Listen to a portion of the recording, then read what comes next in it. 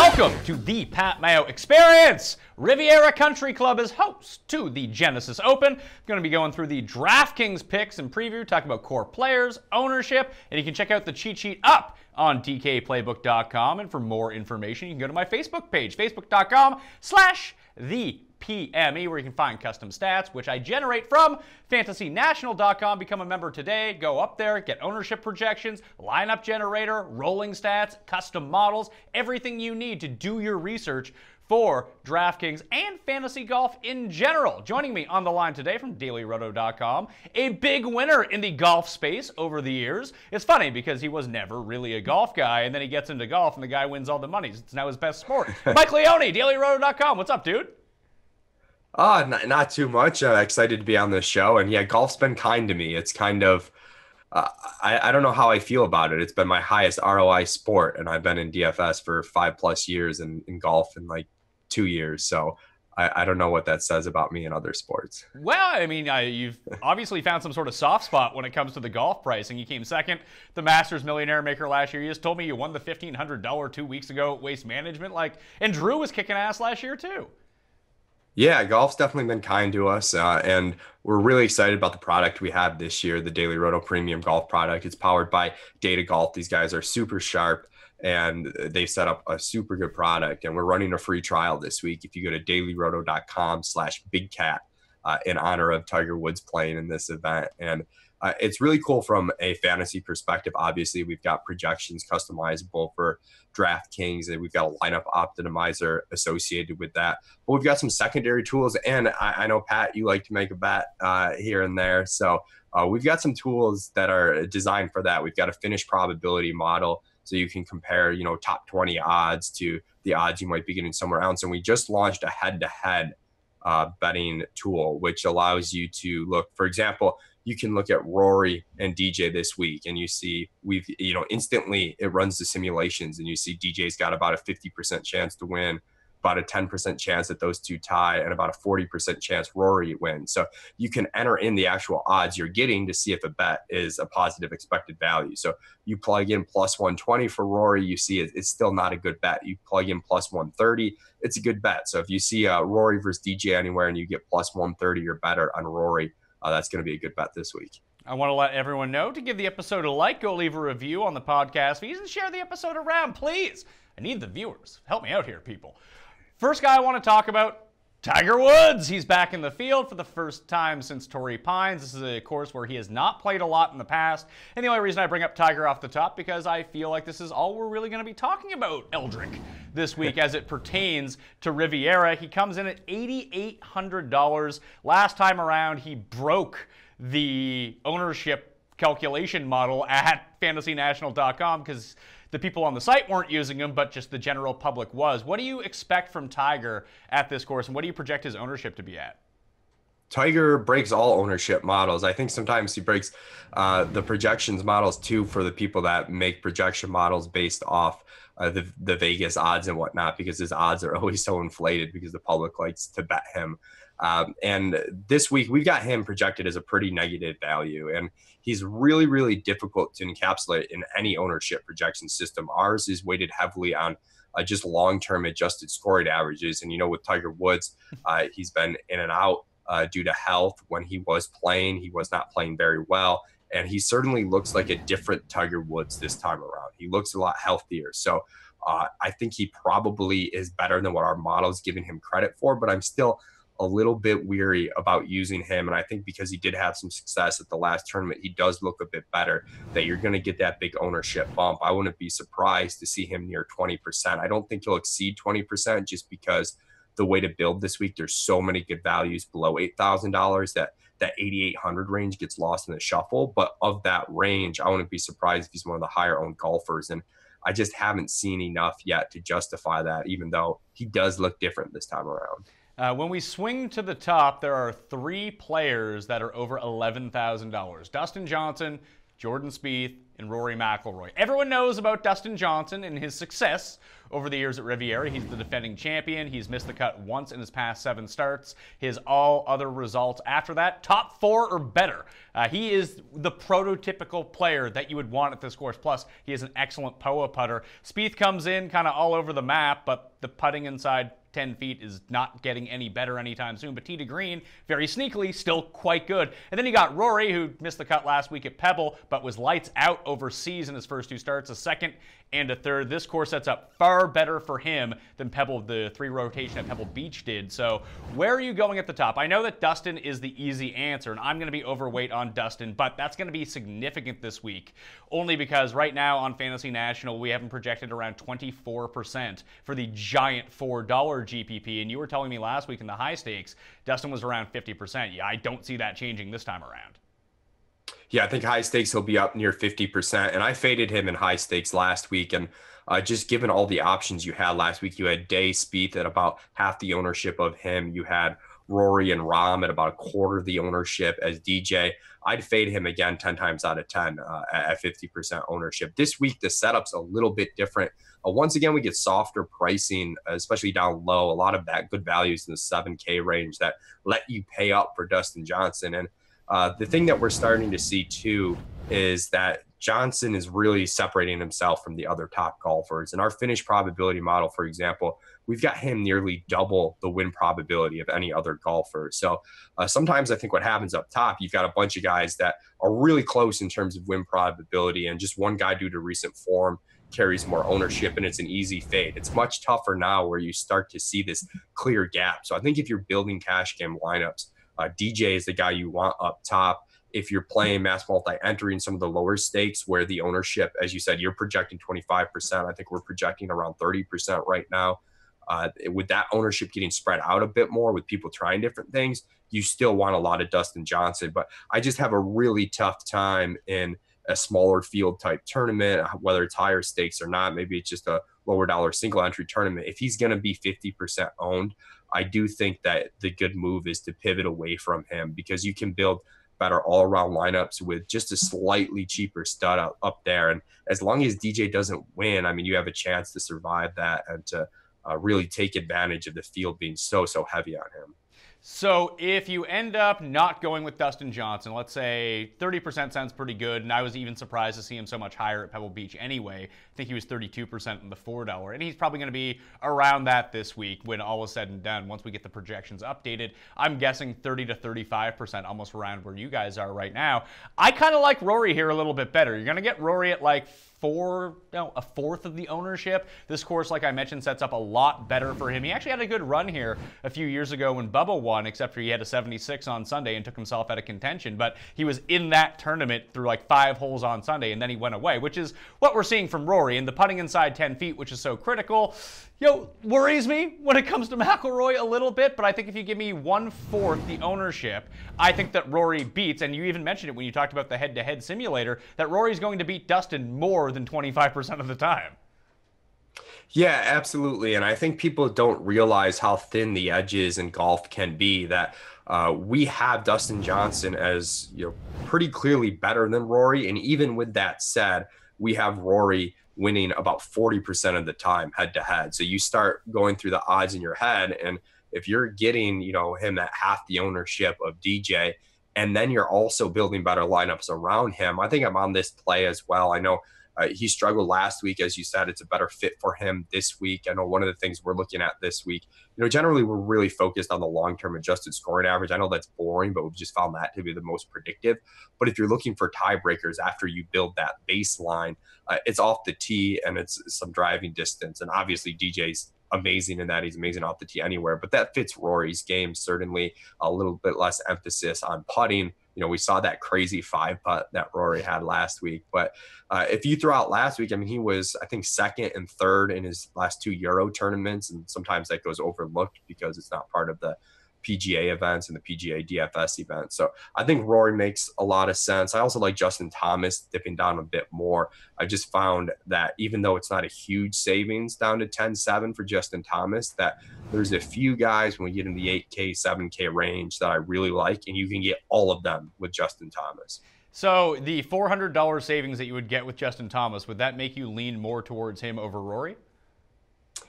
I think so right now. My initial lean is Justin. Our projections lean would be to take the Rory value. They like Rory clearly better than Justin Thomas. My personal gut feel is I think Justin Thomas still has this high end upside. Obviously, we've seen it before when he goes on a huge tear. He doesn't have the consistency that some of the other top golfers do. But I mean, when you're talking about Rory, it's not like he's an angel of consistency. You're still getting volatility there. So I'd rather take that $400 savings and have just a lineup that I feel is an absolute smash lineup from top to bottom.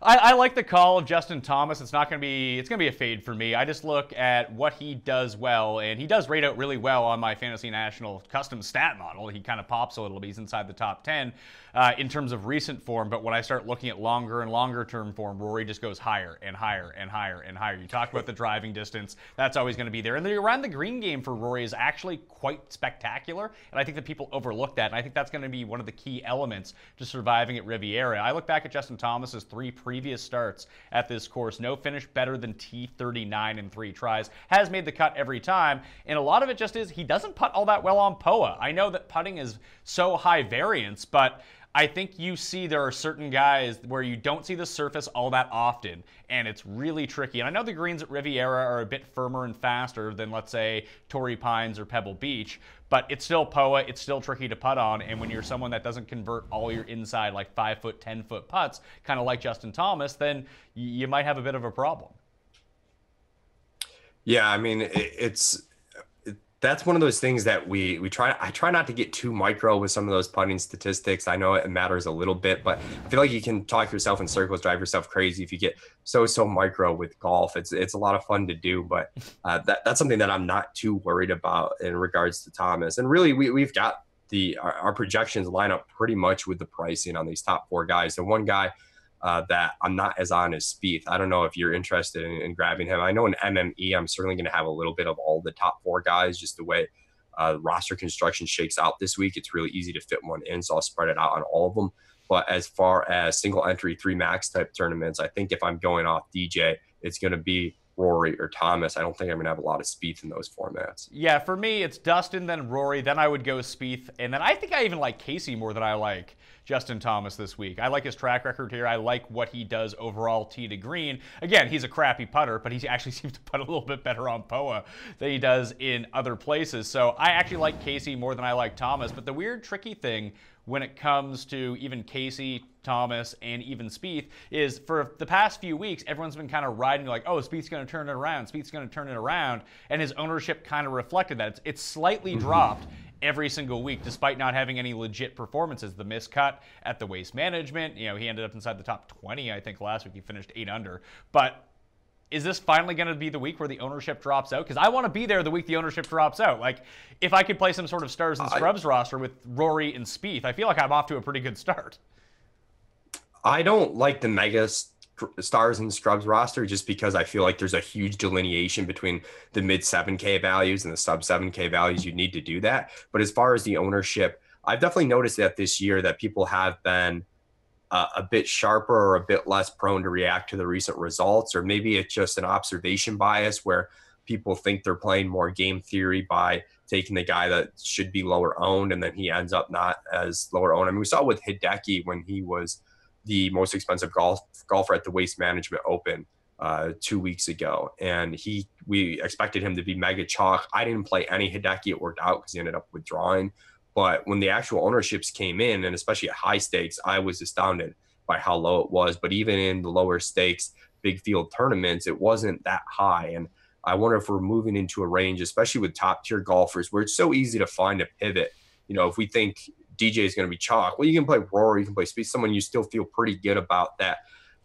We need to maybe, especially in the lower dollar large field tournaments, not be overly concerned with ownership up there. I mean, you want to take it into account a little bit, but as you said, it's just not shaking out the way we expect it. Then you look at the lower dollar chalk. I think that's where you can feel more confident in ownership projections. Last week, it was Rafael Cabrera, RCB, projected to be really highly owned, and he came in 30+%. And, I think that lower dollar chalk's a bit more reliable because people are less confident in the direct pivots off of the lower dollar chalk. All right, let's talk about the rest of the $9,000 level. Phil leads it off, two-time winner here, playing really well coming in, $9,900. And it's Fleetwood coming over from Europe. He's $95,000. Berger's $92,000. Grace is $9,000. Like I mentioned, Tiger Woods is $8,800. In this $9,000 range, because like you mentioned that it's really easy to fit in one of the top guys, and even if it is Dustin Johnson, you can still have a guy or two in the low 8,000s or even a few in the 7,000s and then drop down and take one sort of scrub-type player. Do you think that this range ends up going overlooked? Because I have a feeling that Phil won't be overlooked, and I can't really quite get a gauge on Fleetwood, and it's weird, because if Fleetwood was super low owned, I think I would go to Fleetwood a little bit, but I just have a feeling where everyone is talking him up, everyone expects a breakout, people are picking him to win the Masters, that he's going to be a guy that still generates a lot of ownership. So I'm really confused about what to do in this $9,000 range, because weirdly, I think the guy I like the best is Daniel Berger. I like Berger a lot too. I was going to say, if you look, we have a strokes gained tool on our website where you can look at the recent strokes gained in a visual format of the last few tournaments of both. You can see it broken down, tee to green, off the tee, and all of that. And with Berger, he's been consistently gaining strokes off the tee. His last 3 tournaments, he's got strong numbers in that regard. And I like the lower $9,000 guys here. I just think Phil is priced really high now. He's someone that I was on the last 2 weeks. That tournament I won 2 weeks ago, Phil was somebody that I had in that lineup. But the price tag's getting higher. The ownership's going to start catching up even more on Phil. So I'm not as interested. And it's a tough range in general, because I think you look at the optimal builds, and the way we calculate value on our site is we simulate 5,000 tournaments or so, and we look at the best lineups and the chances that a player would be a lineup. They get a score from that. We, run some math, give them some value, and you don't see $9,000 price players anywhere near the top of values, because it doesn't mesh that well with roster construction this week. So if I'm playing someone in this range, I want to make darn sure that it's not someone that's going to be chalky, because I think that's going to be a big mistake. Because if you're building in a way that's sort of suboptimal for the setup, you better at least be getting an ownership discount on guys. So I like Berger. I like Grace as someone that I got. Yeah, there we go. I got Grace in the 1,500-man field. I was the only one who had him last week. And he wasn't the world's greatest play, but if you're going to give me him at 1% ownership, I'm going to take it every time. Now, in the lower stakes mass multi-entry, he's going to get propped up still. He's at least 5 to 10%. But, we didn't have the shot link data for all 3 courses last week. But the 2 rounds he played at Pebble, he was awesome tee to green. So Grace at $9K, you save a little bit of money too. So I think the combination of the savings and the ownership discount brings me to Berger, Grace more so than it is on Fleetwood or Mickelson. So you don't have the just passion to play Tommy Fleetwood this week? My initial gut instinct was that he was underpriced, but then I looked a little bit closer, and both our fantasy model, our finished probability model, just aren't that high on him. I was a little bit surprised by that, but they have him as slightly overpriced. And as you said, some people are talking him up, and I just don't think it's a great play this week. Yeah, I kind of want to see where it ends up coming in. Right now, we have him projected around 12 to 15% in the large $4, and I think that's probably where he'll end up. But there's always the wave that could come in on Tommy Fleetwood. I think having Phil right there is sort of a backstop that people's ownership, especially in the larger tournaments, is just going to gravitate towards him, that you might end up getting a discount. But I like that Grace play, though. I'm just looking at FantasyNational.com right now. Past 12 rounds, Brendan Grace, 10th in around the green, first in greens and regulation gained, and 13th in proximity from beyond 200 yards. So long irons, short game, and he's hitting these small greens, which is something that you're really going to need to do this week, just generating birdie opportunities, don't make bogeys. If this plays as a tougher setup at Riviera, like we've seen in the past, like if it gets a bit rainy, a bit windy, a bit soggy, anything like that, I think that really favors someone like Brendan Grace, and I'm with you. I think that he's going to come in at exceptionally low ownership. Yeah, I think if you're looking at someone in this range, like I said, you want them absolutely sub 15% ownership, but hopefully in like that 8 to 10% range. I think in a large field, it's going to be impossible to get somebody crazy low owned here, but I don't want anyone who's going to be 15% owned in this tier, because it's not a great way to build to begin with. All right, let's talk about the $8,000 guys. I mentioned Tiger at $8,800. Then it's Alex Noren at $8,700. Then we drop down to Pat Perez at $86. and Leishman at 85, Cooch at 84, X at 83, Finau at 82, Bill Haas, former champion here, 81, and the red hot Chez Reavie is $8,000. I talked about the two different types of players that can really succeed at this event. One is, I think, the safer option, the bombers who can putt a little bit but are good with long irons, good from basically good from 150 to 200 and can smash it off the tee. Or then you look at the shorter hitting accuracy guys that are really good from beyond 200 yards, have a really good short game and can putt a little bit. I think those are the two types of prototypical players that you want for this course, because like I mentioned, the 5,000 square foot greens are well below the tour average. So there's smaller surfaces, and when you get into that Kikuyu grass that surrounds the green, man, that stuff is thick. You need to have a legitimate short game in order to get out of it, to save yourself a double bogey or two along the way. And realistically, you don't just need to score on some of these longer par fours, because there's 6, 7 of them over 450 yards. You need to make sure you're not bleeding away strokes. Score everywhere else, play those at par, and you're doing really fine. But I love Alex Noren this week,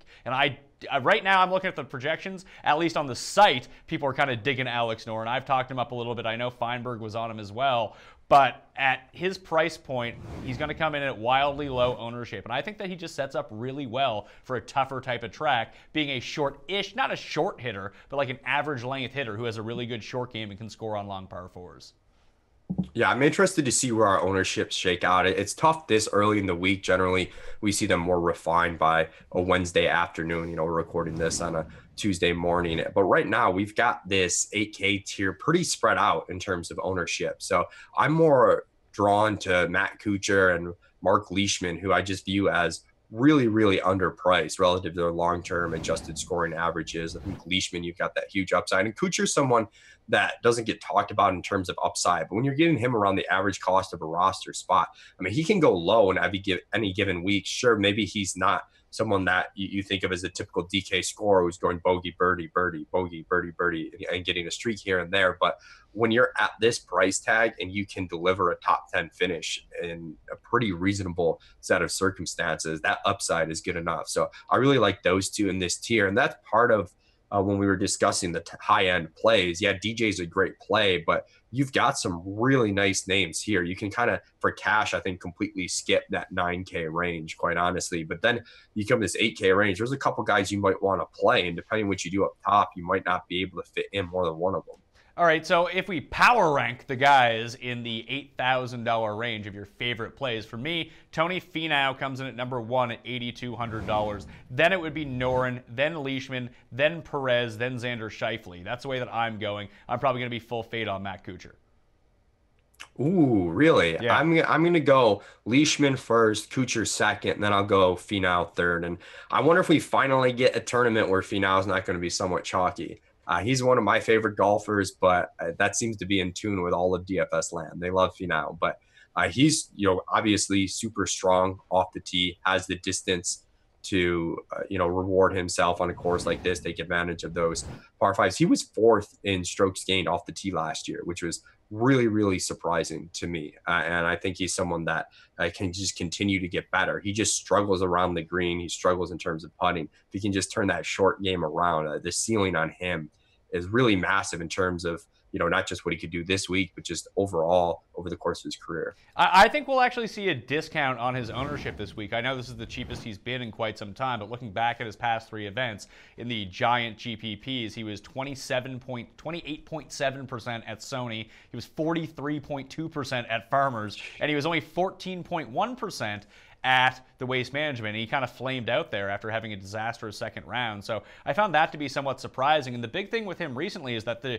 around the green game has been really good for him. And we know obviously the driving distance is going to be there. When we talk about driving distance gained over the long term, there's like 5 guys that continuously pop up. DJ, Rory, Andrew Loop, Finau, and like Kevin Chappell, weirdly enough, out of all these guys, who we'll talk about in a little bit. I didn't realize he was such a bomber, but apparently he is. He's one of those guys that kind of sneaks under the radar when it comes to that. So the par 5 scoring with him in the long par 4 performance is the only thing that he's not doing well right now in terms of talking about Tony Finau. And I feel like that can rectify itself much easier than all of a sudden he just becomes the world's best putter. I know that can normalize over a few rounds, but where it's one thing where he's been so good at over the years, scoring on these par 5s, it's kind of shocking to see over the past 12 rounds, he ranks 94th in this field against the field.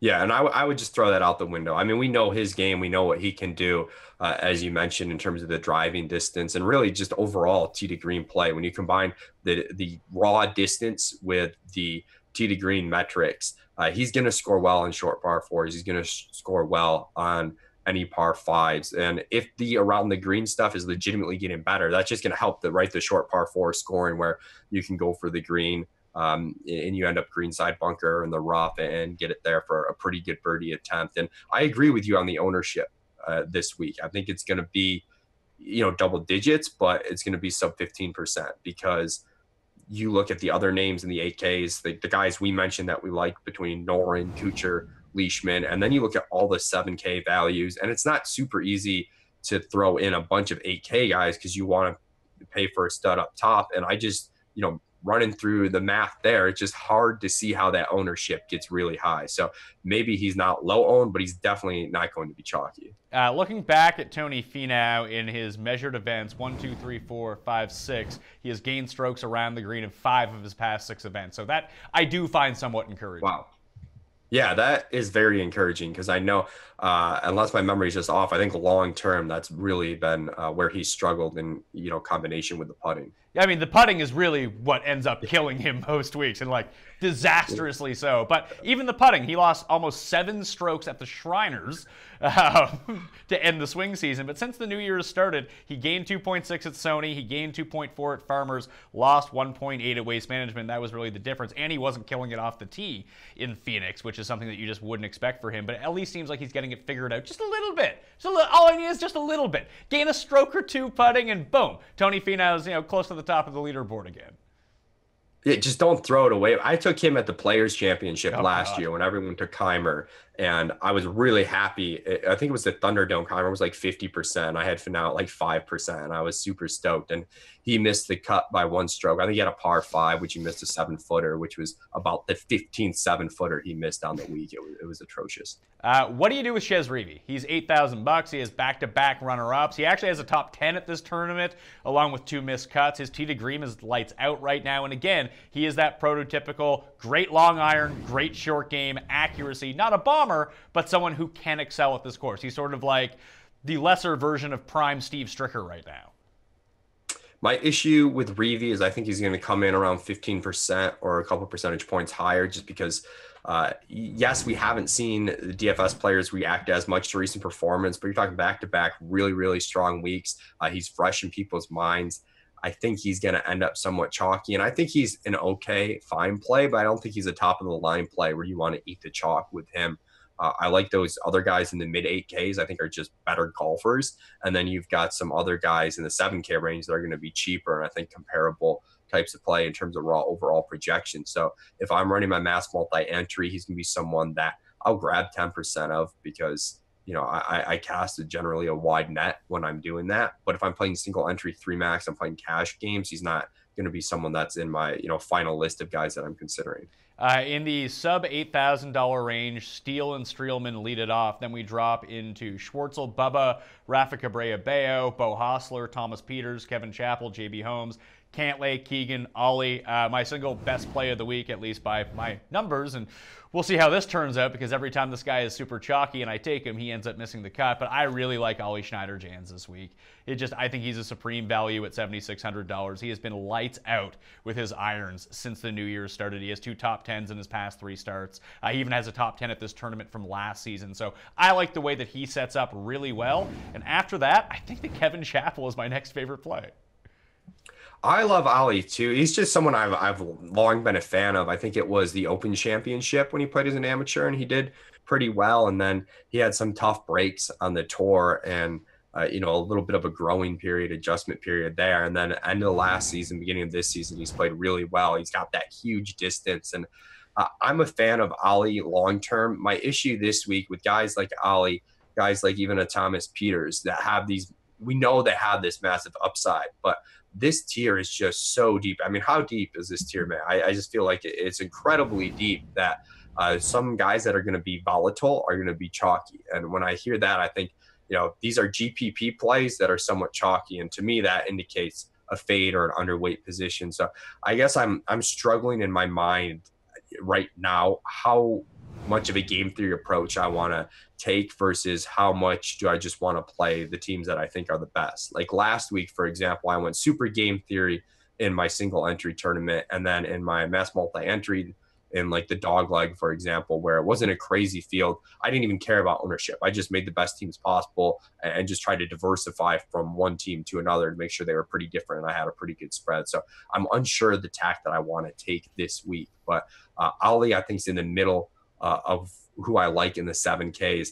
A guy that I know you rip on from time to time when I bring him up, but Francesco Molinari here at 7,200, I think is just absurdly underpriced. Yeah, I think that you're going to see a lot of ownership end up on Francesco Molinari this week because of that price that's really low. And he's actually trickier for me to figure out than someone like Ollie. Like I'm locked into Ollie here. And with Molinari, I look at some of the other names around him, and if I do think that he's going to be super owned, I mean, I know Molinari's not going to win because Molinari never wins. However, he doesn't need to win at this price. He just simply needs to make the cut. Hell, a top 10 is paying off massive value here. But I just look at some of the other names around him, like Jimmy Walker, great course history here, along with Sang Moon Bae, another great course history guy. Two guys that kind of popped last week at Pebble that I'm kind of super interested in. They're exactly the same price. I look right below him, and Feinberg brought up this guy to me. I didn't even realize he was in the field. That's how off the radar that he's become, is Cameron Smith. And long irons around the green. I mean, when the season started, people were like, oh, Cameron Smith's going to win 5 times this year. He's so good.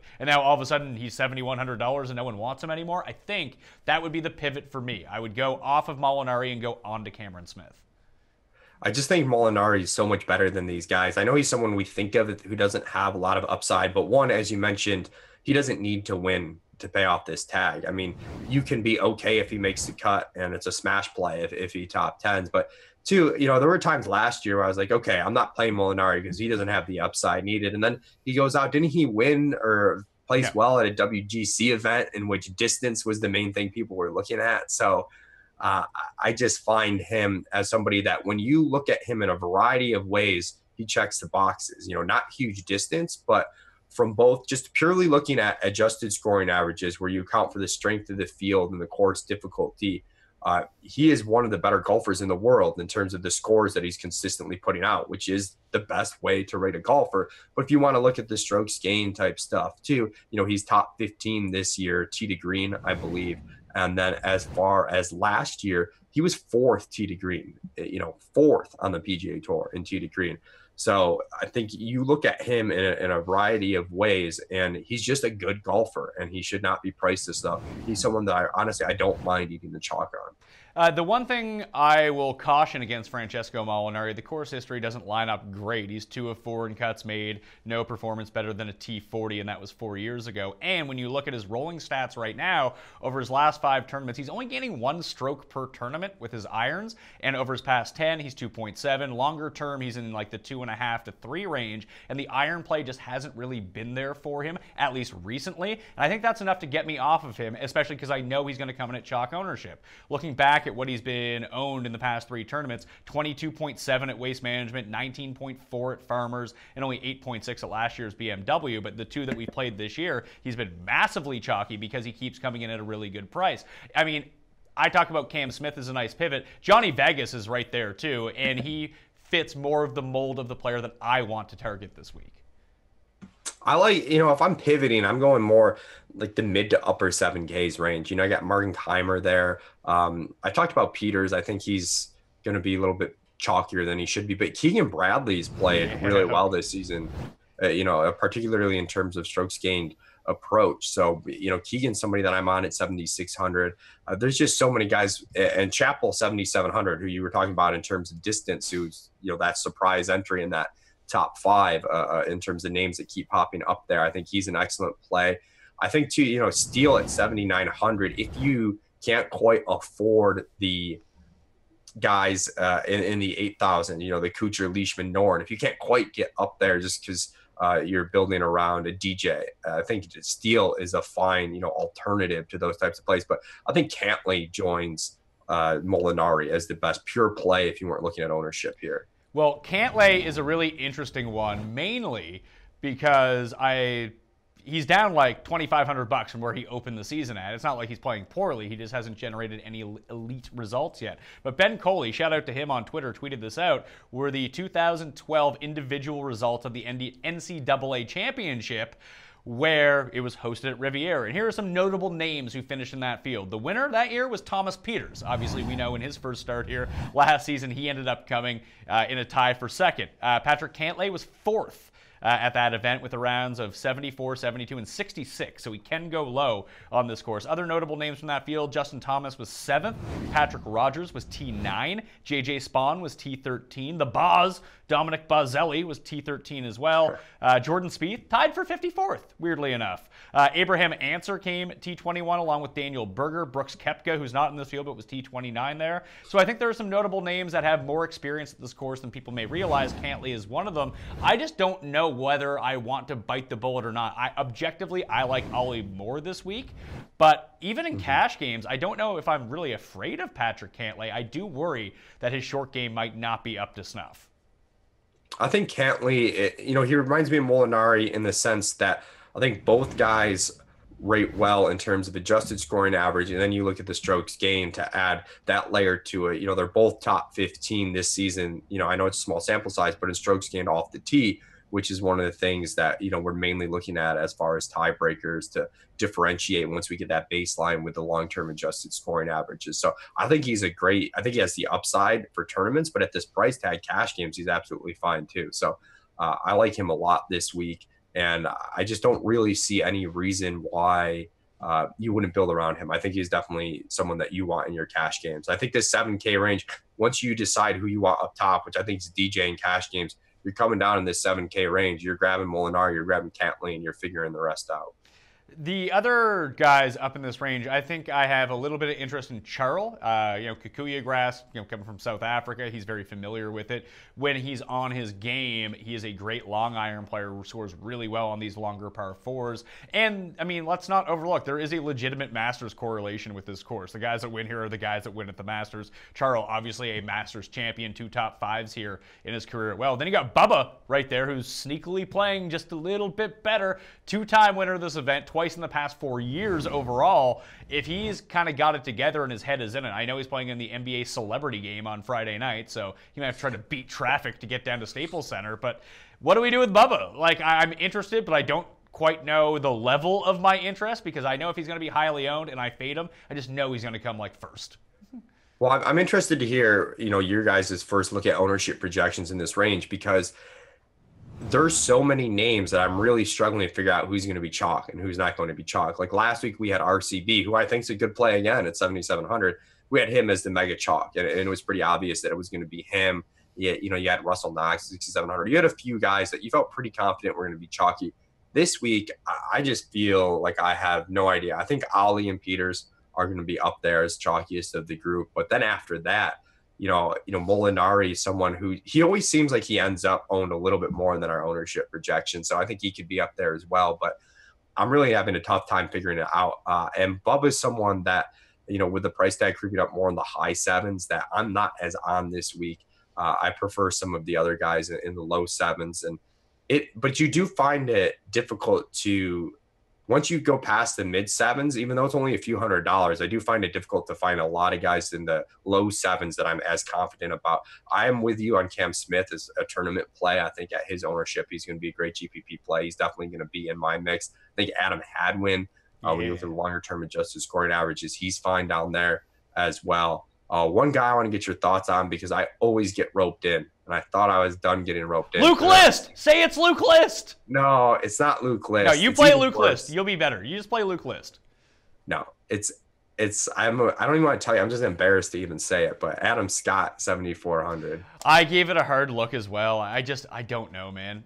He's won here, but it was in a shortened tournament that was 10 years ago, and his form is just so bad right now. Like, I burned. Right. I played 20 lineups last week. I burned 2 lineups on Adam Scott. And when I say I burned them, I would have been better off taking that money, lighting with gasoline and just like inhaling the fumes. And you thought, like, I guess I thought last year, okay, he had a bad year. He's got an off season. Can't get worse this year, right? It got worse, or at least so far it seems that. I mean, he was atrocious again last week. So there's part of me that says, okay, this is a wait and see approach guy, especially given the depth of this field. Like, you just don't need to take that chance on a guy who may or may not be broken, for lack of a better word. And then there's this other part of me that says, this is Adam Scott at 7,400 and he's not going to be chalk. You should probably play him. I can understand that argument to it. Like, I have no problem that if you're doing a mass multi-entry and you want to allocate 5% of your lineups to Adam Scott, you'll probably end up being overweight on him. Yeah, I think that's probably the approach. Play him 6% of your lineups or whatever in multi-entry, but definitely don't put him on your short pool players to consider for single entry 3 max type tournaments. Yeah, I think that even if you're constructing a lot of lineups, you're probably better off making him one of your periphery guys rather than a core play. And like, it's funny, if you had told me that I would like Luke List and Sam Saunders more than Adam Scott, and we'll be owning a higher percentage of them this week, I would have said to commit me to a mental institution, but here we are at Riviera in 2018, and that's just kind of the reality right now. Not a huge upside play, but Charles Howell at 7,300 too is one of those low 7K guys that seems, pretty safe to make a cut here. And I know it's tough to go that route when you see the upside of some of these other names here, like Ali, Bubba, Chappell. But he's going to save you a little bit of money. I don't know what your thoughts are there. Listen, Charles Howell, this is one of the courses where he just kind of pops in. I didn't realize he has a 78% cut rate for his career to make the cut. This is actually one of the tournaments he's actually won before. I think he has like 2 career wins. This is one of them, and I think it came in like 2007. But year after year, he just continues to perform at this course. I think that you talked about Molinari when it comes to cash game plays. I would take Howell over Molinari in terms of cash. Like, if we're just talking about cut percentage, ability to make the cut, I think that Charles Howell actually ranks up quite highly. For giant tournaments, however, I think that, listen, people play Charles Howell every single week because of the fact that he makes the cut. And that's not a really stupid idea. That's a smart idea. Try to get 6 of 6 through, work on it from there. I hope you get lucky and maybe he comes like T8 or something like that. But for whatever reason, I'm never inclined to go out of my way, and maybe it's like the Kuchar effect, like you mentioned, or even Jim Furyk in past years, that Charles Howell's just not exciting. No, not at all. But the thing with these non-exciting guys, well, one, you have to take into account price. Like, what do you really need? Do you need them to absolutely smash, or do you need them to just place pretty well? At 7,300, you just need them to place pretty well. And if he doesn't make bogeys, even if he's not making a whole ton of birdies, he sneaks up top 10, top 15, makes a cut, you're in pretty good shape here. So you mentioned earlier that the ownership, at least when we're speaking right now on a Tuesday morning, is not really solidified yet. Most people haven't really put out their work, made their lineups, done anything to this extent. But early trends dictate that these would be the guys in the $7,000 area that are going to be higher owned. Ollie right now is coming in at number 1. He seems like he's going to be the chalkiest of these mid $7,000 guys. After that, Thomas Peters ranks really highly. Brennan Steele is someone that people seem to have a lot of interest in, as they do with Chez Reavie, Jason Kokrak, and Bubba Watson. After that, we're looking at James Hahn is getting a lot of love, and Francesco Molinari. So those would be the guys that it's hard to project exactly what they're going to be at, but I can tell you that those are the players that people are having interest in right now. And it's also hard to tell, maybe they're the highest owned of the group, but what does that mean? I mean, Are you getting them at 15 to 20% and some of these other guys at 5%, or are you getting them at 12% and these other guys at 8%? So that's what's really difficult this week with so many names. But the couple that you mentioned are a couple of the volatile guys. I mentioned that I don't mind being underweight on, even though I really like them as individual plays, in Ollie and Peters, just because volatility, ownership, and depth of player pool and the ease to pivot off of these guys, I think makes sense as game theory type plays, at least in single entry 3 max. I'm certainly going to use these guys when I'm mass multi-entering. But one name you didn't mention is Keimer there at 7,500, and our initial ownership projections have him sub 5% owned. And I think at that price tag, he's someone that I'm going to be buying on heavily in tournaments. Yeah, we have him at 4.3% right now, again, early in the week. But I don't see the case for Martin Keimer exposing itself throughout the week. I don't see anyone just rallying up, hey, Martin Keimer, he's the guy you got to play. This isn't the Players' Championship. People will be all over him next week at the Honda Classic because that's where he plays well. This tournament, I mean, I don't even really know what he's up to in terms of course. That's how little I know and really even thought about Martin Keimer this week and like what he's been doing worldwide. I know he hasn't played in the States since last year's U.S. Open. That seems kind of crazy. Yeah, and I know you mentioned that we don't know where he is in course history, and there's always this course history debate, and you'll notice I haven't mentioned it a whole lot, but yeah, one of the things that we have in our projection system is you can change the weights, and we've narrowed it down to the three things that are most important: long-term form, short-term form, and course history. And sort of the default way we approach things is like 75% long-term form. We just find that to be the most predictive when you back test and whatnot. Then 20% recent form, and just 5% course history where it matters. It's a good tiebreaker, but it's not something that, we're not working from course history out. We're more layering that in after the fact. But if you try our free trial and you want to mess around with things, you can jack up the course history as a higher percentage of what's going to affect the projections. You can jack up the other things, and the projections, the value rankings will, instantly take that into account. When we think about cut makers, Keimer's probably going to be on that list. He hasn't played this tournament from what I can tell. At least he hasn't played it in the last 10 years. Although his recent results on the European Tour, he played in Dubai, he was T19. He played in Abu Dhabi, he was T27. He was T17 at the DB World Tour Championship in the Nedbank. He came 5th. So he's actually made 6 straight cuts worldwide overall. I just don't.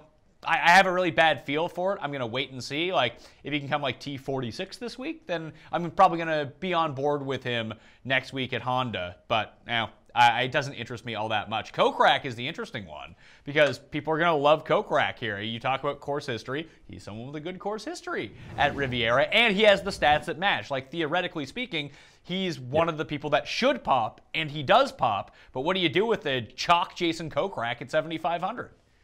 I think you fade him. I just think there's other golfers that are just better. I know that's kind of the boring answer, the simplistic answer, but because Kokrak, he played well last week. He was a little not super chalk last week, but he was a little bit chalky last week.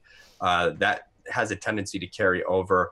He checks the box in terms of, you're looking at distance. He checks that box. He checks the course history box. And I think it just all leads to an inflated ownership over guys that are just, plain and simple better golfers. One guy I'm interested in, and I'm not sure the updated status of his health, but Charlie Hoffman, 7,400, killed me last week with the withdrawal. I had a ton of him. If he's in the field and, he's going to, obviously, if he's playing, he's going to say he's healthy. Likely you're getting him at really low ownership given the WD last week. What are you going to do with him? I'm probably not going to play Charlie Hoffman here. We're getting into the point now where, listen, I can make almost a case for every single one of these guys in the $7,000 area. This is a really strong, deep field, so you got to make some choices. And for me, Charlie Hoffman's going to be on the outside looking in. I think I would sprinkle him, like, a 5%er. He's someone that I think if he was completely healthy, he'd be really underpriced. And he's someone, I'm on a couple of guys like Molinari. We mentioned, Howell as a cut maker, who aren't like DK scorers. They're more just the safe guys who place well, score well, but they're not, more volatile DK scorers. I mean, Hoffman is a DK scorer. He can put up eagles.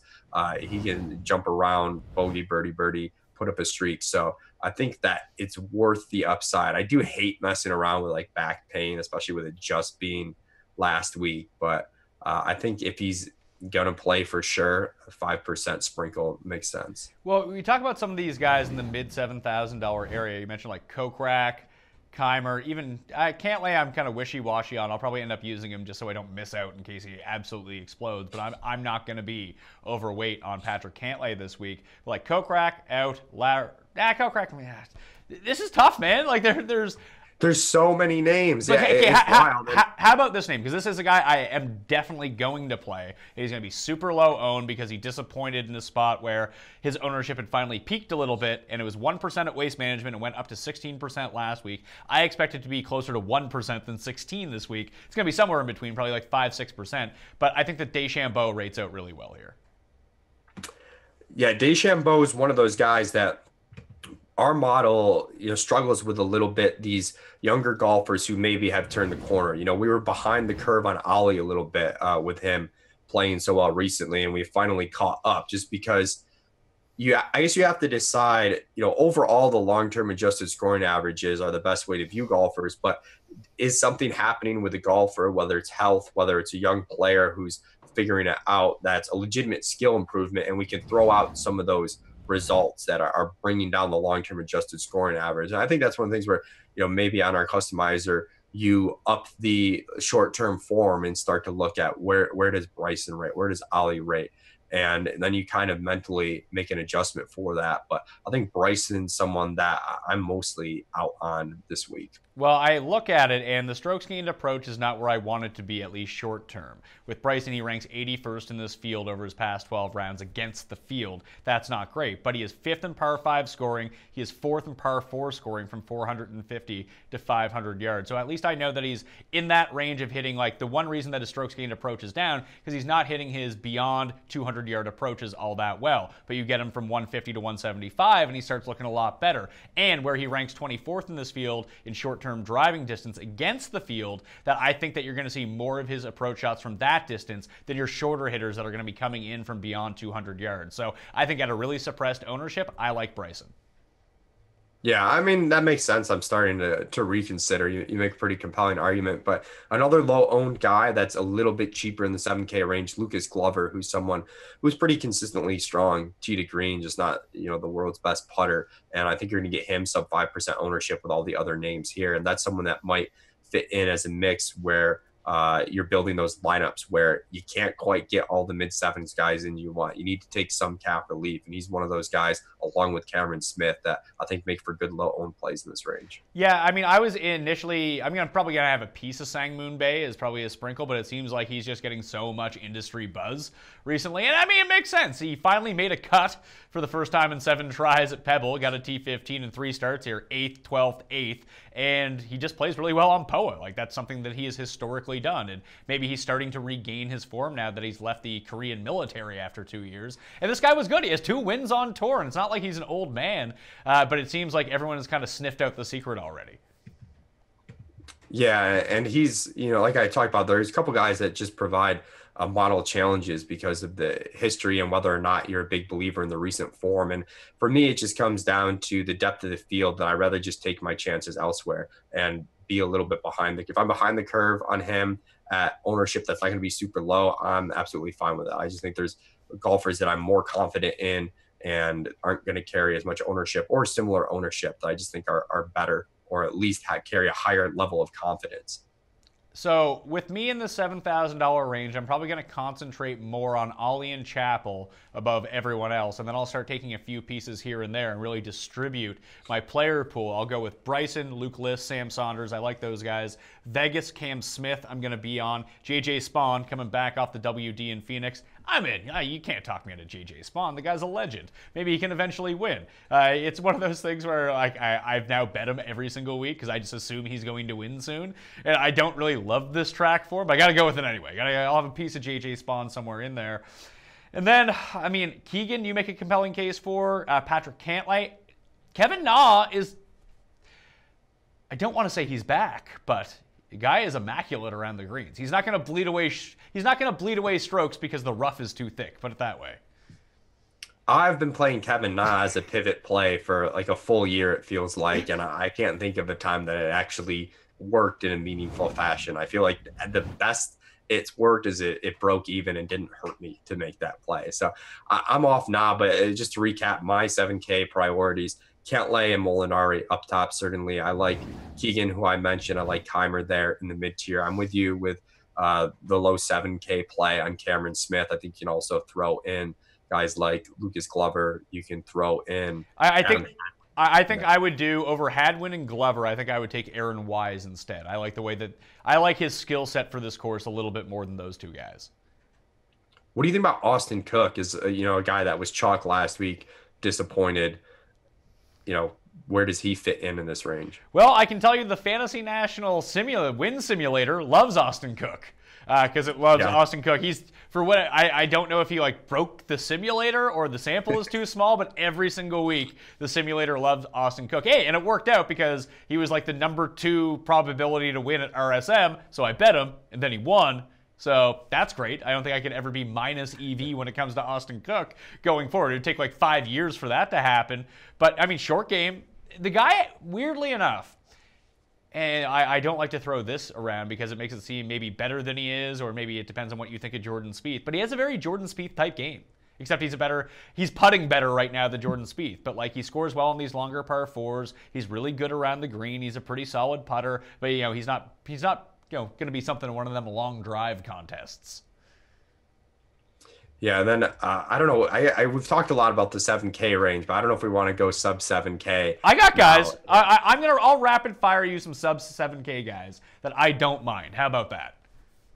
Okay, because this range is like, I don't love this range, but you might need some of these guys. You're certainly going to need them in your MME mix, given some of the top-heavy builds that look like they make sense this week. Okay, I'll throw out some names here. I'll just run through the course of the guys that I'm targeting right now. Maybe you can talk me on or off of them, and we'll see how it goes. Number 1, Patrick Rogers, $6,900. I mentioned that he had played this in the NCAA tournament and actually played quite well. He was okay last week. Don't mind him. Brandon Harkins is turning into a DFS darling. He's probably going to end up being like chalk down in this range for like the 3rd consecutive week. But he is playing really well. He rates out well, at least based on what I'm looking at. He's 68. Kevin Tway, just because of the driving distance, is $6,700. I think that he's someone who can compete. We saw Charlie Belgian come second here one year. Like, Charlie Belgian is fucking awful. And Kevin Tway is a better player. And Charlie Belgian was able to pop here just based off his distance alone. Kevin Tway could do similar things. Bud Colley is $6,700. That seems super cheap for him, considering like he was in that like $8,300 mix 3 weeks ago. Now he's 67. I don't mind Bud Colley. Tom Hoge, because I'm a sucker for Tom Hoge. And Abraham Answer, just because, look, with a decent performance, he guarantees him spot in WGC Mexico as the top-ranked Mexican player, so that's going to be a big thing for him. He played this. Narrative. He played this in the NCAA tournament and actually played it quite well. He's inside the top 20. He's a name to throw out there. Dominic Bozzelli is another one who played well here. He doesn't rate out well for me whatsoever, but at least they have some experience with this course. Answer would be like my just lowest guy of that bunch, but it seems like Harkins, Hoge, Colley, Rogers, they all set up really well. And sneakily, I know he hasn't played well in a really long time, but Harold Varner III kind of rates out well for this course too. HV3, I get sucked into because he's a guy that if he makes the cut, you're generally going to get good DK scoring out of him. And he does have the distance to take advantage of the par 5s, the short par 4s. Well, it's funny. There are two. I'm looking at his like recent form. Over the last 24 rounds, there are only 2 things that he ranks inside the top 60 in this field of things that I'm actually looking at. He's 25th in driving distance gained, and he's T25 in strokes gained around the green. That's not a bad combo here. No, it's not. There's a lot of volatility with him. I think maybe he's okay as a sprinkle. You threw a lot of names at me, and I think about half of them I'm not considering at all, and half of them are right at the top of my list. So pretty divergent. Harkins is the chalk play. If you were dipping down to this range in cash, I think he's the play. He is a really good example, though, of the variance in golf, right? He double bogeys 16 on Saturday. Looks like he's going to miss the cut. The cut line creeps up. He ends up T60, just making the cut on the dot. And then he finishes top 15 overall with a massive Sunday. So that variance that the cut introduces in the golf, like that's a really good example of it. Here's a guy who would have been, a nothing play last week. You would have lost money on. Because that cut creeped up and some other guys bogeyed to move him top 60, he ends up an absolute smash play at his price range. So keep that in mind, just the variance of golf when you're making your teams and you feel like you have to play someone even though they're chalk. A lot can go into that, but I like Tway as a high upside sprinkle there. You mentioned the driving distance with him. Bud Colley we have as one of the highest probabilities to make the cut of these sub 7K guys. We've got about 65% to make the cut. One guy you didn't mention who we have with one of the higher win probabilities of the sub 7K guys is Peter Uihlein. Uihline's tough, man. I think I'm just going to bet him first round leader and just be done with it. I keep playing him every week and he's just awful. There are some guys that I feel like you're better off betting and not worrying about it. Yeah, like, hey, listen, we didn't even bring up Siwoo Kim, but he's going to be on my betting sheet because he is every single week. And just don't ever play him in DraftKings. You know who killed me last week? I had a pretty big T20 bet on Stricker, and he at one point was like 93% probability for T20 And on then the final then it day. went, and then it just all of a sudden just went. "Ooh." Yeah, That's what he gets. That's what he gets for playing with Chris Harrison. It was really sad. I don't even know who Chris Harrison is. He hosts The Bachelor. Oh yeah, that is what he gets. I think he was actually. Do I get points for not knowing who Chris Harrison is? No, do I you, get points you, or do I you lose clearly points? lose points for that. Come on. I actually think he was in that grouping. I actually think he was Jason Day's playing partner, but they were all a part of that final group, which took like. We're still gonna blame Stricker for it. 70 hours to play. But yeah. So Hoagie, I'm on as a sprinkle. I've been on Hoagie like every single week since he just fizzled out on the last 3 holes at Sony. I've been on Hoagie, but like guy cannot. He makes a ton of eagles, which is really nice, and he kind of saved his value a little bit at Pebble. But all my best lineups last week all had Tom Hoagie in them, and that was the reason that they didn't like super cash because I had way too much Tom Hoagie. So I need to come up with a new approach with these lower end guys, even in the $7,000 area. I need to increase my player pool down at the bottom because I really try to make concentrated cores at each level. But I think that I need to like 2.5 times the amount of players that I use from like $7,300 and below just because they're so volatile. Especially the sub 7K. I think there's a demonstrable difference with a couple of minor exceptions like Molinari, but when you dip below 7,400, 7,500, I think there's a really demonstrable difference in terms of the quality of golfer and the volatility that you're accepting. So if you really like some of those 7K guys and you feel confident in them, I don't mind going heavier on those types. Like I know you really like Ali. If you're willing to eat the chalk and you really like him, I think that's fine. But I have a different opinion there. But when you start looking at these sub 7K guys, if you're going heavy on any of them, I think that's a mistake. I think you're just almost just gambling at that point, and you're just overrating your personal ability to evaluate golfers. These guys are kind of a crapshoot. You want to limit it to the guys that you think are the best dice rolls of the bunch, but you have to acknowledge their dice rolls, and you really want it spread out. Maybe you come up with 5 or 6 guys you're okay with. You want to spread out your ownership a lot on those 5 to 6 guys. And I really think this week, even though DJ rates so well and it sets up for, one stud and some duds, you want to make a lot of your lineups, maybe the majority of your lineups, not even dipping below the 7K range if you can avoid it. I think even with DJ, you can avoid it if you cut out some of the 8K guys. So the below $7,000 guys that my short-term rankings like the best. Brandon Harkins overall in this field ranks number 7 over the past 12 rounds. Bud Cauley ranks number 12 over the past 12 rounds. And after that, the next one below $7,000, weirdly enough, is Harris English. He is 32nd in my rankings. He comes in at $6,900. I didn't even see him until right now, but he's the next guy. If I jack up the recent form on our customizer to be, like 60% or so of the model instead of the usual 20%. Harkins is the top guy there. Then Bud Cauley is there. John who? No, Mike, I believe it's pronounced John. You knew I was going to mess that one up. CT Pan up there, but that just like goes to show you the volatility of this range. I think like if you move around the metrics you're looking at and different guys are going to pop. It seems like a couple of the consistent guys are like Cauley and Harkins that rate well, but that just shows you the volatility, I think, of this tier, that you can start messing around with different ways you're dicing up the data and you're going to get different players just because no one's going to have a high level of confidence over a long period of time around, say, wouldn't be sub 7K.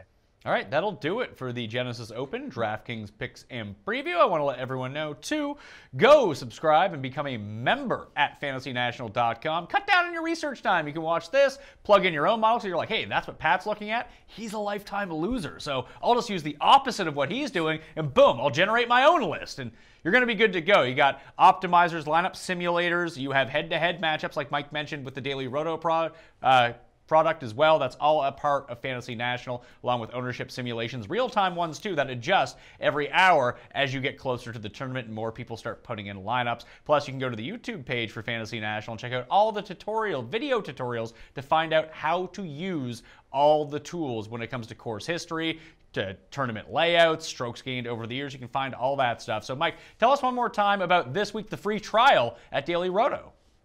Free trial, you get access to everything, our projections, some of our betting tools, our Slack chat, which is really fun to talk strategy with the other subscribers and also to tilt your lineups throughout the weekend. But you need to go to dailyroto.com/bigcat to take advantage of that. Claim your free trial. And one thing I wanted to mention with our optimizer that works off our projections that I think is cool.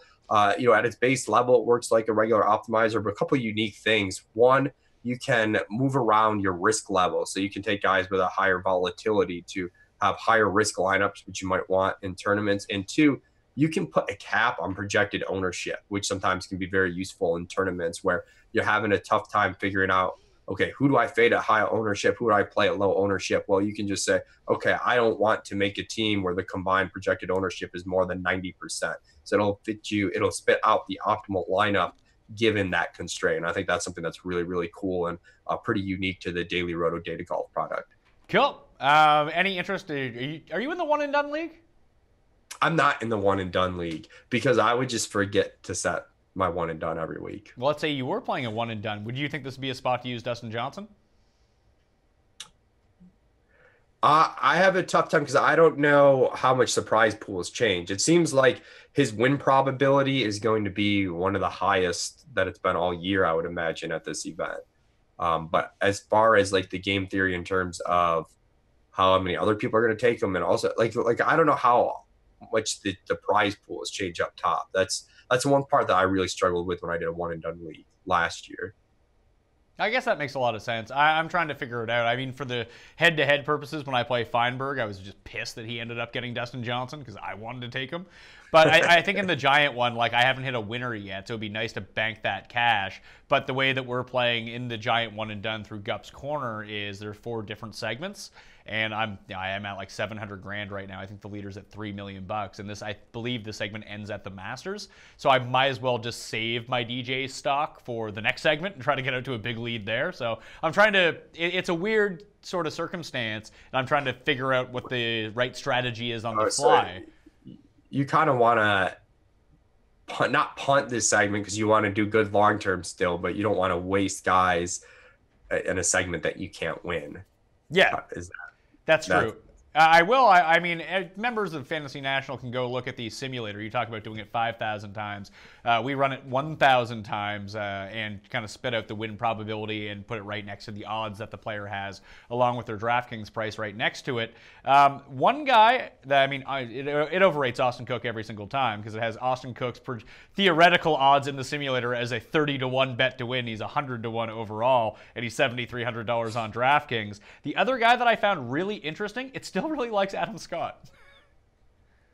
Yeah, I mean, if you're looking at long-term form, it's tough not to like Adam Scott at least a little bit. But that's one of those things where at some point you have to make a decision where you're saying, am I going to trust the data and the odds over time, or do I really think there's something wrong here? Like, has something materially changed? And I think the answer with Adam Scott's probably yes. But just one final guy. I know, but like we didn't really talk about RCB at 7,700 because he was such chalk last week. I think he's a good play again this week. Yeah, you said you liked him. He's not really for me. No, here, well, like I would take Schwartzel before I took him.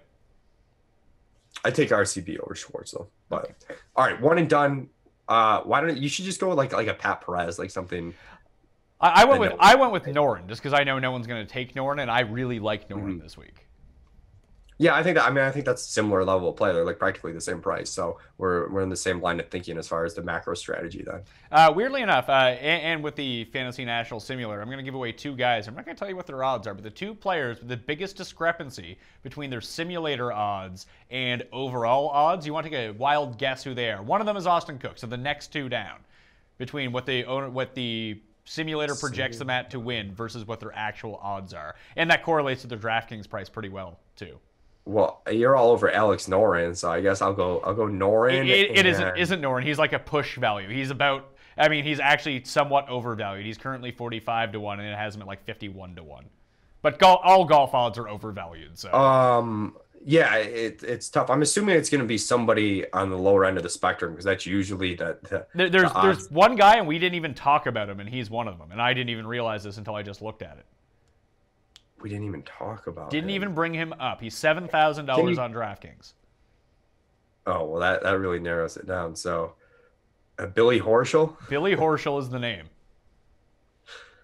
All right. Can you give me a price band for the other guy? Don't give me the exact price. Give me like $1,000. $7,600. You gave me the exact price. Okay, well, yeah, I'm giving you the exact price. There's a lot of guys at $7,600. There's like 20 of them. Okay, but this is a guy we did talk about. Yes.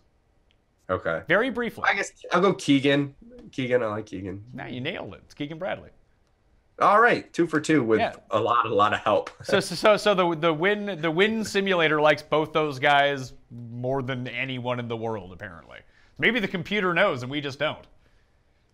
Yeah, that's interesting. Horschel's, there's like this mental thing I feel like where people won't play Horschel because he's 7K and there's all these great guys in the 7K range, but he's probably better than the sub 7K guys. And he might get lost in that shuffle just because like the mind trick of him being considered in the 7K range. Well, it's funny because he's just been so trash recently. Like he lost almost 2 strokes last week at the Pro-Am, and that was only on the 2 weighted courses, so that's not very good. He lost 1.3 at the Waste Management, although he did make the cut. His around the green game has been piss poor. Just the last 2 weeks he's been really bad. But before that, he was actually playing kind of well. Yeah, I think he's one of those guys where if he finishes your lineup, he's fine. But I would consider him as a sub 7K type of play, even though he's in that 7K range. He's one of those guys that you're playing if you just need somebody really cheap and you happen to be able to afford a little bit more than Bud Cauley. But I still think I'd rather play Cauley at 6,700. I don't know. I think I would too, but I mean, this might get me into like 5% Billy Horschel, and we'll see how that works out.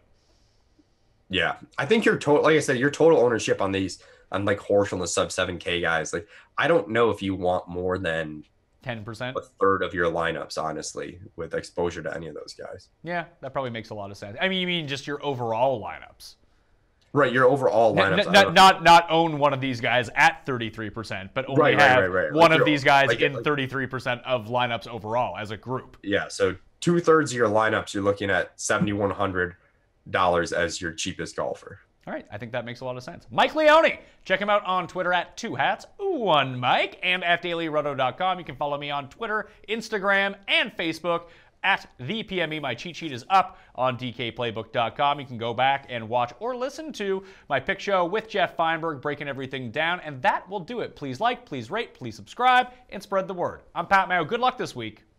I'll see you next time.